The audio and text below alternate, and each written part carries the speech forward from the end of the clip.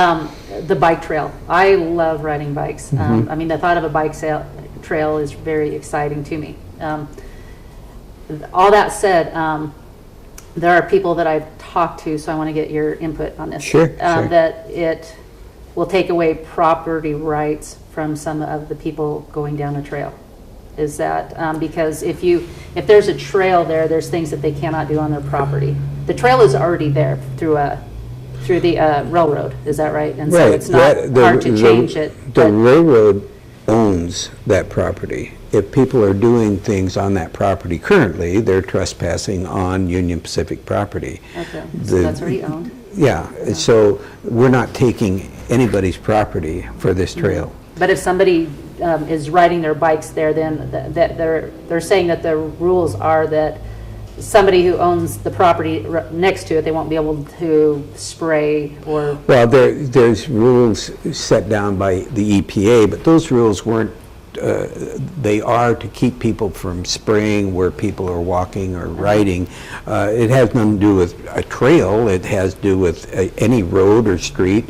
All of those farms have roads and streets going by them, and currently have people riding their bikes, driving their cars, and walking by their farm land. And those rules, the rules were put in place primarily for workers. The rules say that a worker cannot be within 100 feet of the equipment that's dispensing the spray. That was what the rule was put in place for.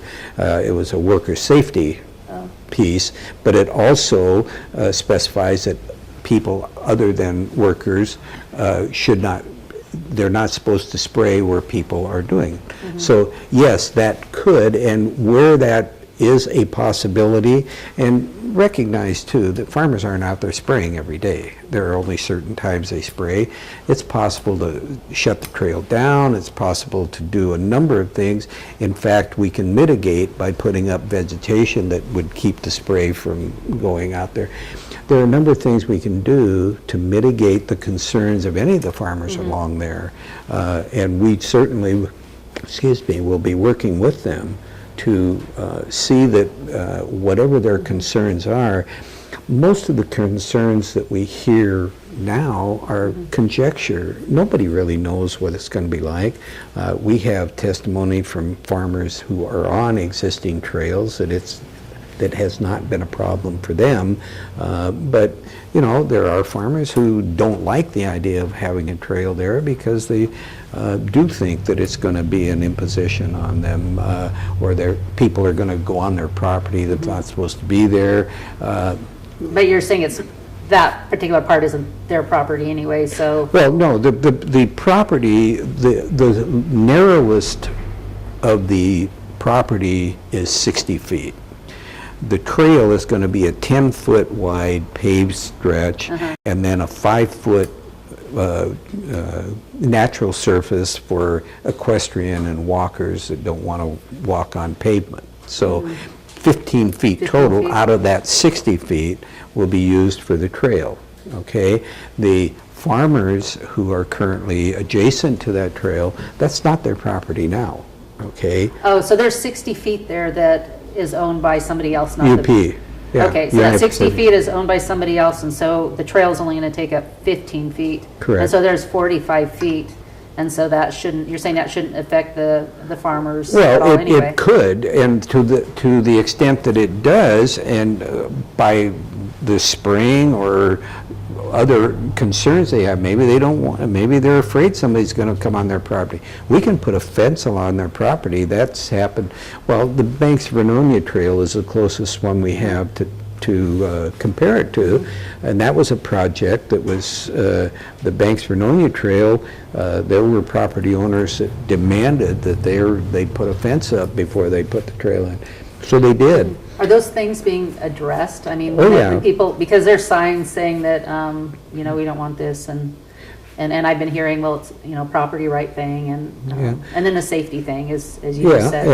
And absolutely. But you're saying that there's ways that these things can be addressed. Well, absolutely. We can mitigate to.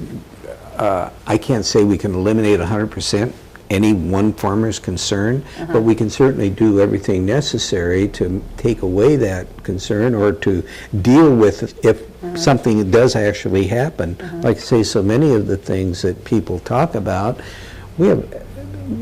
I have no idea, and we don't have anything to state that that actually has happened. The example I was going to give is this, one of the major opponents to the Banks Vernonia Trail demanded that they fence their entire property. And within a year, in fact, within months after the trail opened, those people had put a gate in their fence and were some of the biggest, their whole family, some of the biggest users of the trail. Yeah, right. And, you know, because all of their So they decided they fears, like it. yeah, Their and fears so, were addressed. and I don't know, I can't tell you today, Veronica, what the end result of that trail being there will be. I see it as a very positive thing in a number of ways. Number one, every young person in Carleton is going to go to school in Yamhill at some point during their school career, because all of the middle school and high school students are in Yamhill. So they could ride the their bikes Yamhill students go to Carleton for elementary school. Yeah. You're going to have a 10-minute bike ride on a 3-mile stretch of pavement that is totally off of highway. Would you want your child riding a bike on Highway 47? No. Absolutely not. If all we did was that 3 miles, it would be worth it. There's crosses all the way down. Now, a lot of them are car accidents, but I particularly showed up. I was the second person, because the first person might have been the one hitting him. I don't know. But I showed up right as the man was dead. I looked up online and found out he did die. But he was on a bike. So. Oh, it does I'm happen, sure, I'm totally against bike lanes on any road. A person out there on a 2-wheel bicycle Holding up adjacent traffic. to a car going 60 miles an hour, a 5,000-pound car, who's going to win? I mean, and I'm not against bicyclists at all. I enjoy riding a bike, but if you ever notice when they're in that bike lane, they're right on that white line. Yeah. You know, and so people have to go around. They have to pull out of their lane to go around on these 2-lane roads. Definitely a So safety issue. here we have an opportunity to put in a safe pathway for people to. One of the things that I believe strongly in is healthy counties, okay? And a healthy county is a county where people have the opportunity and the option to do things that are beneficial to their health, to stay healthy. My wife volunteers at the Cancer Foundation. She does the smoking cessation program for them. She runs classes to help people quit smoking. Awesome. And because it's one of the, 25% of all the deaths in Oregon are smoking related. Really? Wow. Yes, and the hours of lost production time in the industry is, she's got all those numbers and I don't have them off the top of my head. Yeah. But smoking, just that one thing, it contributes significantly to our costs, our healthcare costs. If we can get people to live healthier, to take care of themselves, to not do the things that are, and that doesn't mean you stop living, it just means that you use a little common sense in the things you do. Yeah. Encourage positive choices. Absolutely, let but them then choose. create the ability for people to get out and do those things. Right. Walking is a wonderful thing. If we're going to build a sidewalk, let's not just plan the sidewalk, let's plan something that would make it attractive to walk along that sidewalk. Put some trees there, put some shrubs, make it attractive. I mean, you can do that very inexpensively, and then instead of just this flat land with some with pavement or concrete, people have more of an incentive to get out there. We have to, if we're going to spend that money anyway, because we are, 97% of the money we spend on healthy or health goes to doctors and hospitals. I would like to see us change that to a larger percentage going to healthy living. And we can do that. There are a number of programs out there right now. I was in a workshop in DC with this doctor who's the head of the largest health clinic in the world in Houston, Texas. And he did a whole program on healthy communities. And it was just really, really exciting. And so those are the kind of things I want to bring right here to Yamhill County. Yeah. And so rails to trails that you're hearing about, number one, the signs say that it's going to raise people's taxes. It's not going to raise any taxes. That, I don't know where they're coming up with that, because it doesn't raise, your taxes are property taxes. That's what you pay tax on to Yamhill County, okay? It's not going to raise anybody's property taxes. There is no tax consequence to that trail being done. Okay. I think there might be a belief. It's nice getting your perspective, because I've been hearing a few different things, but there's like a belief that it might cause crime because it's a place, you know, nobody's watching, and People got that idea from the Springbrook Trail up in Portland, because the mayor of Portland turned the Springbrook Trail into a place for homeless, and he said, take the homeless out to Springbrook. Trail used to be an amazingly wonderful place, and people, in fact, we've had testimony from people who lived right on the trail and talked about how wonderful it was. And the people who, the more people that are on that trail, the less likely you're going to have any problems. But we're not going to make that a homeless camp. That's not the idea. The people who are using that trail are going to use it to be healthy, to enjoy themselves, to have an experience of Yamhill County, riding through the farm country that they don't get to see very often. Will there be any problems on that trail? It's entirely possible, but we have problems in every city street we have. I mean, we have to deal with them as they arise, and but I don't anticipate, in fact, that trail is going to be one of the safest places you could be in Yamhill County. Yeah, you're probably right about that, actually. I would assume you're probably right. But anyway, it's not in existence yet. There is negotiations taking place to purchase that trail, not using local tax dollars, but we had a federal grant. There were dollars, Yamhill County dollars, used as the match for that grant. But the grant was $1.8 million, and there was $170,000 of Yamhill County dollars used to match that, and that's the money being used to purchase that right-of-way. And there will be a 12.78 mile right-of-way. Yeah, and I suppose some of the prisoners at the jail, when you see them around the different parks, that's probably a park that they could maintain too. That's part of it, but the Yamhelas Westside Trail, Friends of the Yamhelas Trail, have guaranteed, we have a letter guaranteeing the maintenance of the trail. And all of the research we've done, it would cost approximately $1,500 per mile per year to maintain the trail. That's what the numbers are from the various trails we've gotten stats from. Which won't raise our taxes. It'll come from. It'll come from the Friends of Yamhelas Trail. It's a nonprofit group.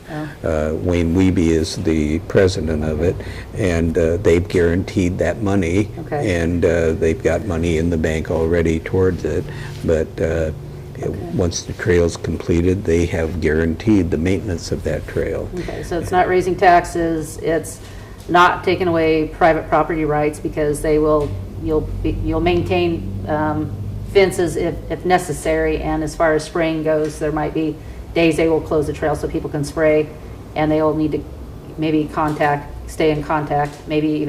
Absolutely, we're going to be working with the property owners. We're going to. So private property is like huge, like on the top of the list. Right. Protecting it. Okay. Okay, I think that's big, and I think that what you're saying is important. And we're out of time, but if people are concerned about that or anything else, what can they do? Where can they go? Should they call you? Should they call somebody else? They can call me. They can email me at the county. The phone number at the county is 503-434-7501. Okay. That'll take them to our executive assistant, and she will either send me a message or put the call through to me if I'm in my office, and I'll be happy to talk to anybody. And there is a meeting, as I understand it, my fellow commissioners are structuring a meeting on June the 8th in McMinnville at the Civic Center there in McMinnville.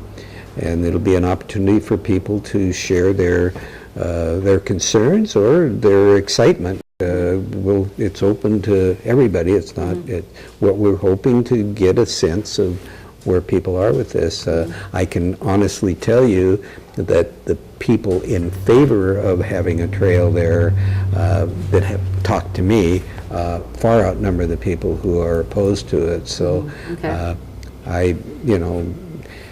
but I do believe it's got so many pluses that the few concerns I think we can deal with, we can mitigate, and I'm hoping that for the most part, I mean, there's some people that won't be happy unless they're unhappy. So, but for the most part, I'm hoping that we can show people that this is a win-win for everyone. Okay. And we're not going to take anybody's property. There's one gentleman who crosses cattle across his he owns property on both sides of that right-of-way, but he doesn't own the right-of-way.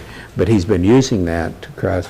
And he was concerned about, well, how will I do that? And we said, hey, we'll put those arms up, and when you're crossing, we'll close that off, and it'll be an amazing opportunity for kids in the city to watch you do that. Yeah. So it should be nice to get something in writing because, you know, someday, 100 years from now, you know, I mean, boy, the government, all they want to do is grow and take people's rights away. So, you know, maybe people have a concern about that. I don't want to take anybody's right. I want the right to enjoy what we've got right here. I want everybody to have that opportunity. And we have an opportunity because there is this corridor that is abandoned by a railroad, but it's owned by the railroad. We have an opportunity to turn that into something really positive for the entire county. And economically, it can be a very big... I think it will be because, when, you know, you'll get the bike trails, people do that, bikers everywhere. I think that'll get used a lot, and I think they'll stop at restaurants and everything They else. spend a lot of money in the state of Oregon. Bikers spend about $4 billion in the state of Oregon last few years. So it's, I mean, all I can say is I think it's going to be a real positive. Yeah, okay. All right, well, thank you. Yes. All right, so that was Commissioner Stan Primozich. So as he says, if you have a question or concerned about that, you know, or anything else, you know, bypass questions or concerns and so on. But, you know, there's he gave me some new information today. There's some signs out there that say one thing, raise taxes and such. And, you know, you just, we don't want that. We don't want big government. We don't want our property rights taken care of. But we do want the truth. We do want to know exactly the intention and what's happening. And so stay involved in that and everything else, and maybe show up to that meeting June 8th and or give them a call. Thank you for tuning in. Have a good week. Bye-bye.